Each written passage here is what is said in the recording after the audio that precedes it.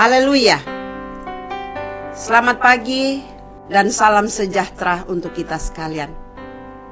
Izinkan saya pada pagi hari ini menyapa Bapak Ibu, saudara-saudara sekalian di seluruh tanah air.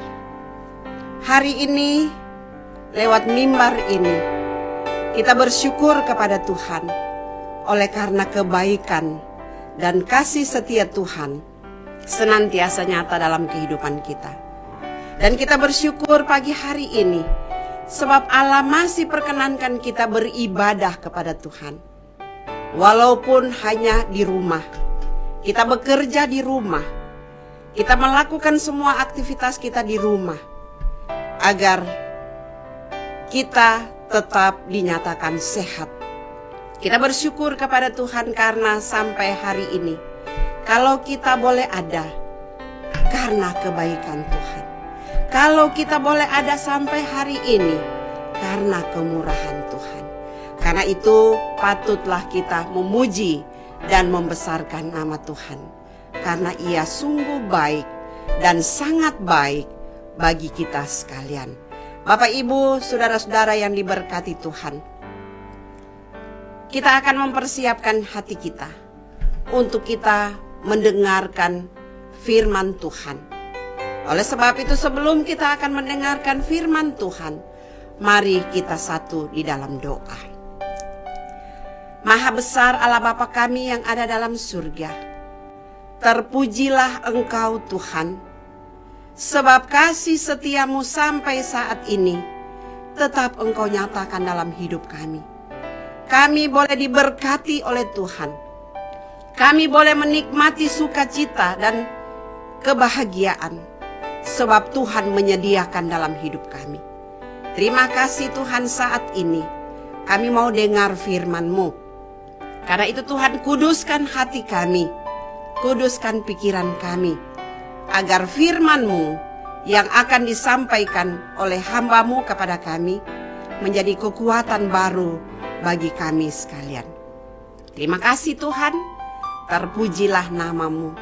Di dalam nama Tuhan Yesus kami menyerahkan waktu ini. Amin.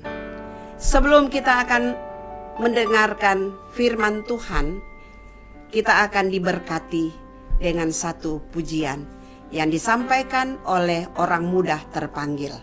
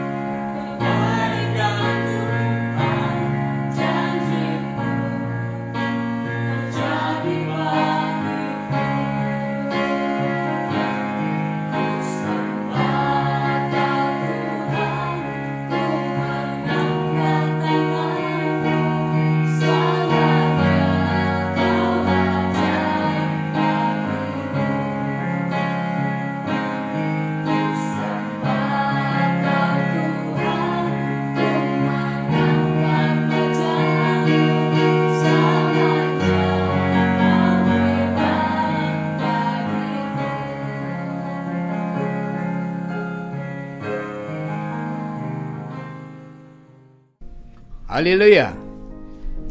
Salam sejahtera untuk kita semua, Bapak Ibu Saudaraku, kita akan mempersiapkan hati kita untuk mendengarkan firman Tuhan. Firman Tuhan diambil dalam kitab 2 Tawarik pasal 26 ayat 1 hingga ayat yang ke-23. Kitab 2 Tawarik pasal 26 ayat 1 hingga ayat yang ke-23. Dan saya akan membaca 3 ayat saja yang akan menjadi perenungan kita.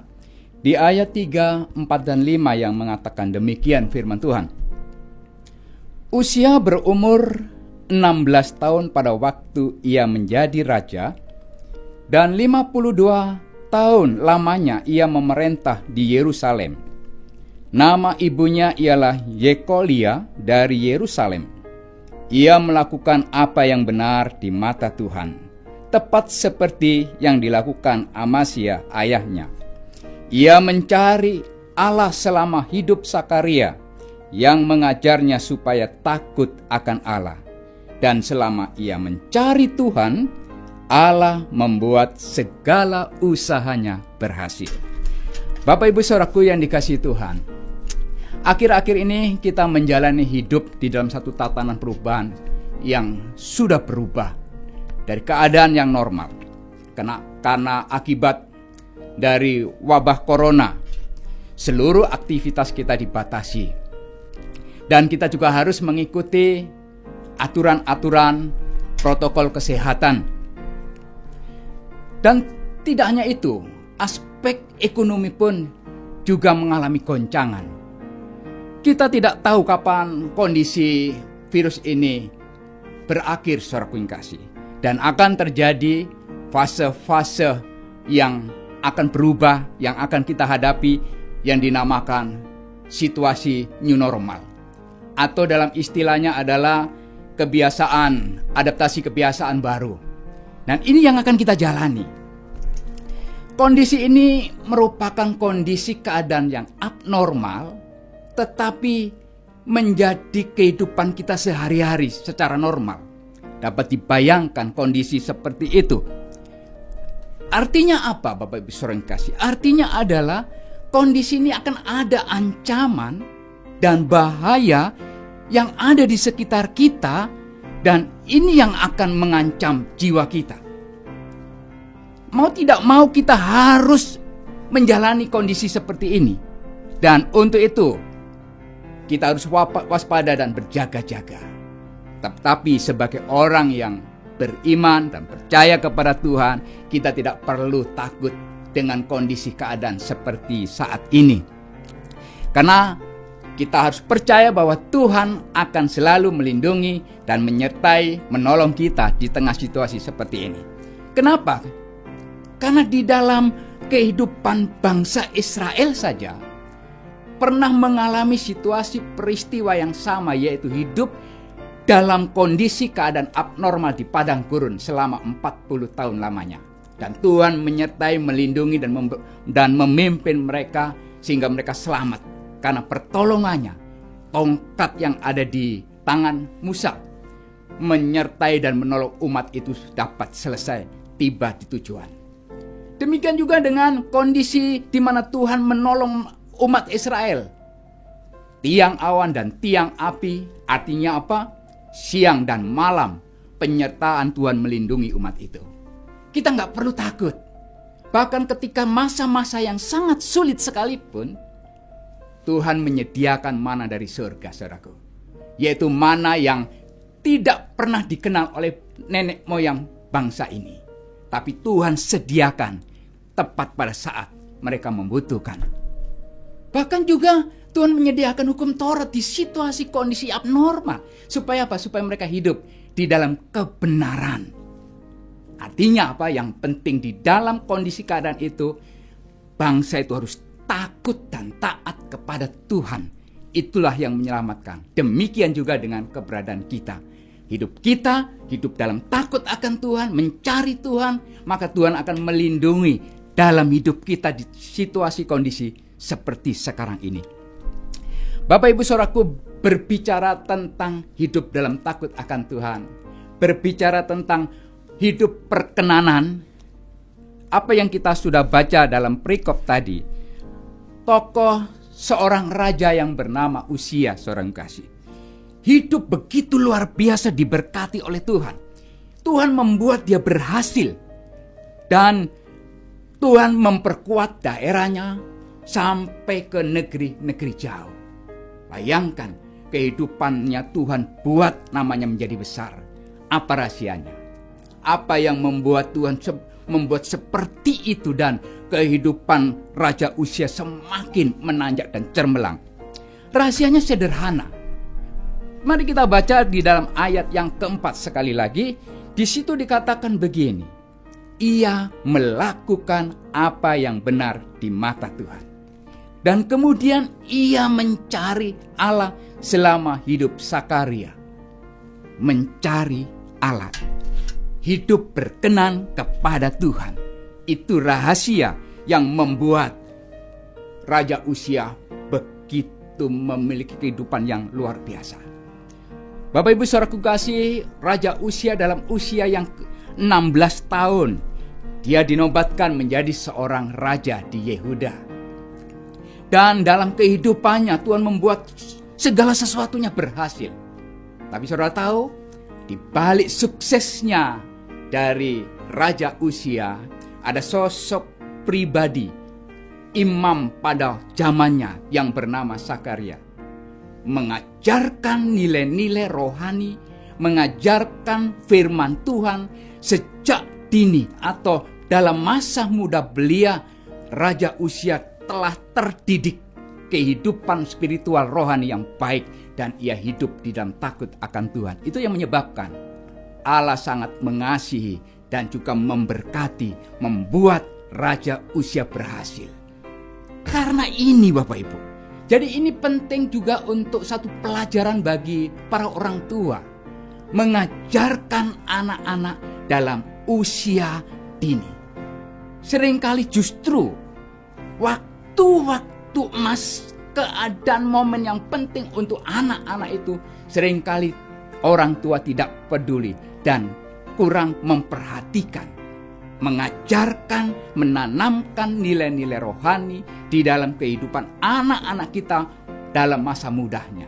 Dan jangan heran, seringkali terjadi anak-anak seringkali memberontak, bahkan melawan orang tua. Karena apa? Karena kurang mendapatkan perhatian, kurang mendapatkan sosok panutan yang baik bagi sosok seorang ayah yang kurang memperhatikan oleh karena kesibukan pekerjaannya, oleh karena orang tua sibuk di luar rumah, sehingga kedekatan dengan anak-anak sangat kurang. Inilah menjadi satu pelajaran untuk kita bahwa penting kalau kita mau mengajarkan anak-anak dalam usia dini ini. Bapak Ibu saudaraku yang dikasihi Tuhan, hal yang kedua adalah Raja Uzia mengakhiri hidupnya dengan tidak baik. Awal yang baik memang dalam kehidupan Raja Uzia ini karena hidupnya benar di mata Tuhan. Hidupnya memuliakan Tuhan, membuat hidupnya berhasil karena Tuhan. Hidupnya cemerlang dan juga kekuasaannya semakin kuat. Tetapi sangat disayangkan bahwa semakin namanya besar, semakin hidupnya cemerlang, kekuasaannya menjadi kuat, ia berubah setia. Mari kita perhatikan di dalam ayat yang ke-16. Ayat 16 dikatakan setelah ia menjadi kuat, ia tinggi hati. Sehingga ia melakukan hal yang merusak. Ia berubah setia kepada Tuhan. Bapak Ibu saudaraku yang dikasihi Tuhan, kekuasaan telah membutakan hati Raja Uzia. Ia menjadi sombong. Ia angkuh. Seringkali ini persoalan masalah yang serius. Iblis menggunakan kekuasaan, tahta, kemudian harta, wanita untuk menjatuhkan orang-orang percaya karena tidak menyadari keberadaannya. Saudaraku yang dikasihi oleh Tuhan, beda dengan Raja Daud. Masa kecil hidupnya sama seperti Raja Uzia, saudara yang kasih. Hidup berkenan kepada Tuhan. Dan Allah membuat Daud semakin berhasil di dalam segala hal. Karena pertolongan Tuhan, Daud mampu mengalahkan singa yang mencoba untuk mengancam domba-dombanya. Atas perkenanan Tuhan juga, Daud dapat mengalahkan Goliat. Dan ini membuktikan Bapak Ibu Saudara kasih bahwa orang yang benar-benar hidup di dalam Tuhan, campur tangan Tuhan, menolong dan juga memberkati. Yang menarik di sini adalah Raja Daud itu juga sama dengan keberadaan kita. Tidak terlepas dari persoalan, masalah, dosa, karena dia juga pernah berbuat dosa. Hampir melakukan perencanaan-perencanaan yang tidak memuliakan Tuhan. Ia mengerjakan pembunuhan, ia berzina karena dia mengambil istri Uria dan membunuh Uria dengan cara-cara yang licik. Dan hampir saja Daud ditinggalkan oleh Allah. Bapak Ibu Saudara yang kasih, jika orang yang ditinggalkan Allah maka akan terjadi keterpurukan. Tuhan akan meninggalkan dan semuanya akan menjadi rusak. Dan itulah terjadi karena Daud memahami, mengerti bahwa Allah itu melakukan segala sesuatu untuk hidupnya demikian hebatnya. Ia menyesali, ia menyadari bahwa perbuatannya itu mendatangkan malapetaka. Dan dia datang kepada Tuhan memohon pengampunan atas segala perbuatan dosanya. Dia merendahkan diri kepada Tuhan dan minta memohon supaya rohnya jangan diambil. Saudara kasih, penyesalan ini penting. Dan juga kehidupan permohonan untuk pengampunan ini penting. Sebab apa? Tuhan tidak ingin setiap anak-anaknya hidup di dalam dosa. Dan ketika Raja Daud menyesali dosa-dosanya, Tuhan mengampuni dengan cinta dan kasih-Nya. Dan juga Tuhan memulihkan keadaan Daud. Beda dengan Raja Uzia ini, saudara kasih. Bapak Ibu Saudaraku yang dikasih Tuhan, mari kita belajar. Semua yang kita banggakan, ketenaran, kecermelangan hidup, dan kekuasaan, semuanya itu sifatnya fana. Tidak kekal. Semua itu adalah pemberian Tuhan. Titipan Tuhan, saudara kasih. Jika engkau diberkati, jika engkau buat demikian besar oleh Tuhan, seharusnya anugerah itu harusnya menjadi sesuatu yang memuliakan Tuhan. Nama Tuhan dibesarkan dan nama kita harus semakin kecil, saudara. Ini yang perlu kita harus pahami. Hal yang ketiga yang perlu saya sampaikan di sini, Bapak Ibu Saudaraku, akibat kesombongan hidup Raja Uzia akhirnya terpuruk dan jatuh. Mari kita memperhatikan ayat yang ke-19b. Di situ dikatakan begini, timbullah penyakit kusta pada dahinya di hadapan para imam di rumah Tuhan. Timbul penyakit kusta. Bapak Ibu Saudaraku yang dikasih Tuhan, penyakit kusta itu di Israel atau di Yehuda adalah penyakit najis. Kenapa? Karena penyakit kusta itu ada penyakit yang dikucilkan, penyakit yang diasingkan oleh masyarakat Yehuda. Dapat dibayangkan bahwa akibat dosa kesombongan itulah, maka ketenaran, kebanggaan, kekuasaan dari Raja Uzia dalam sekejap lenyap. Ya. Diambil kembali oleh Tuhan. Karena kalau sudah semuanya itu diambil oleh Tuhan, apa yang patut dibanggakan Bapak Ibu Saudara kasih? Jadi kesombongan adalah salah satu dosa kenajisan. Sekali lagi saya katakan, dosa kesombongan adalah salah satu dosa kenajisan. Markus 7 ayat 20 hingga 22. Bapak Ibu Saudara bisa baca di situ. Hal yang keempat dan yang terakhir adalah bagaimana akhir kehidupan Raja Uzia.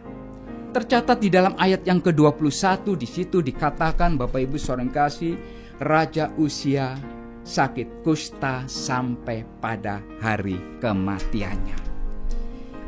Karena Raja Uzia ini tidak mau bertobat atas dosa-dosanya, dan ia telah meninggalkan Tuhan dan tidak mengindahkan perintahnya. Dan Raja Uzia sakit kusta atau hidupnya di dalam kenajisan pada hari kematiannya, saudara. Raja Uzia dikucilkan, Raja Uzia dibuang di tengah-tengah masyarakat, di tengah-tengah keluarganya, dan hidup dalam pengasingan sampai akhir hidupnya.